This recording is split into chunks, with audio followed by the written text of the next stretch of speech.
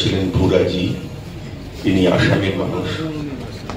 উনি বললেন যে আসামের বিরাট স্টার, শুধু আসাম কেন, ততদিনেও সারা ভারতবর্ষের একটা নাম হয়ে উঠেছে জুবিন গার্গ।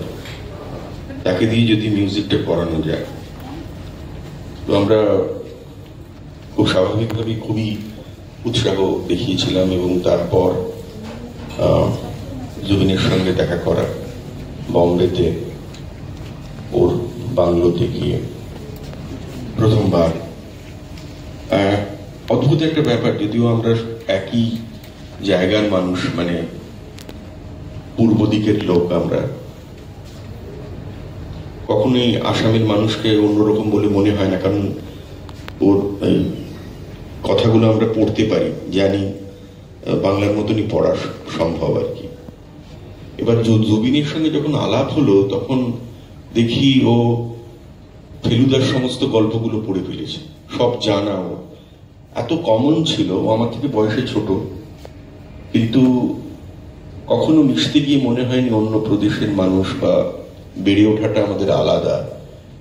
এত একরকম একটা ভাব পেয়েছিলাম যে খুব সহজ হয়ে গিয়েছিল ওর সঙ্গে মেশাটা।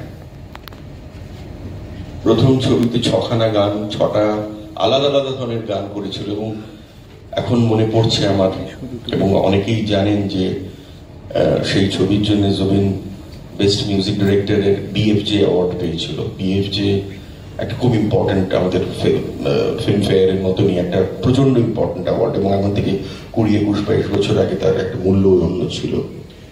এবং ওটা জুবিনের প্রথম বাংলা ছবি অ্যাজ মিউজিক ডিরেক্টর, এবং তাতেই সে মাঠ করে দিয়েছিল।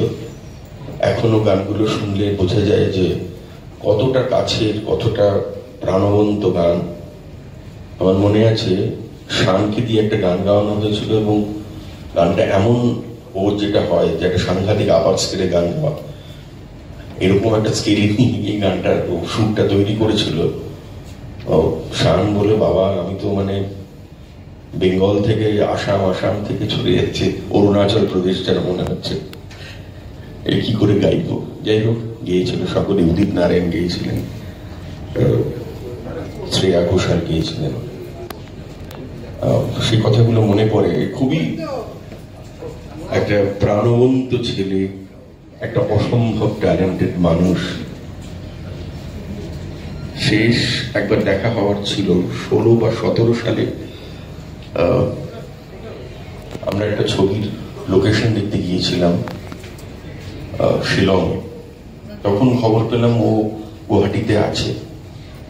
তো গুয়াহাটিতে ওর বাড়িতে গেলাম, কিন্তু বাড়িতে ছিল কিন্তু ঘুমিয়েছিল। তো সকালবেলার দিকটা ঘুমোতো, প্রচুর কুকুর ছড়িয়ে ছিটিয়ে রয়েছে। অনেকক্ষণ বসলাম, ওখানকার যারা ছিলেন তারা চাটা খাওয়ালেন, খেলাম।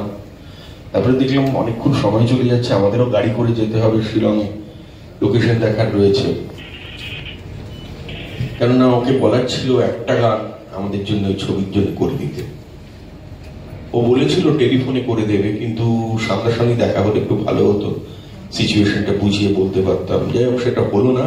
কথা হলো যে আমরা ফিরে আসার পথে আবার ওর সঙ্গে দেখা করবো, এবং ও তখন দেখা হবে আমাদের। কিন্তু ফেরাটা এমন তাড়াহুড়ো হয়েছিল যে আর ওর সঙ্গে দেখা করা হয়ে ওঠেনি। জানতাম না যে আর কোনোদিন ওর সঙ্গে দেখা হবে না। ওর চলে যাওয়ার যে লস, সেটা ইমেন্স লস। এইরকম একটা মিউজিক্যাল ট্যালেন্ট, সে এত তাড়াতাড়ি চলে যাবে, এটা কখনোই মেনে নেওয়া যায় না। যাই হোক, যেটা রিয়ালিটি, যেটা বাস্তব, সেটাই বাস্তব, এটা আমাদের মেনে নিতে হচ্ছে। আজকে ওর ছবির সামনে ফুল দিতে হচ্ছে, এটা অত্যন্ত দুঃখের। এর থেকে আর কিছু বলার নেই।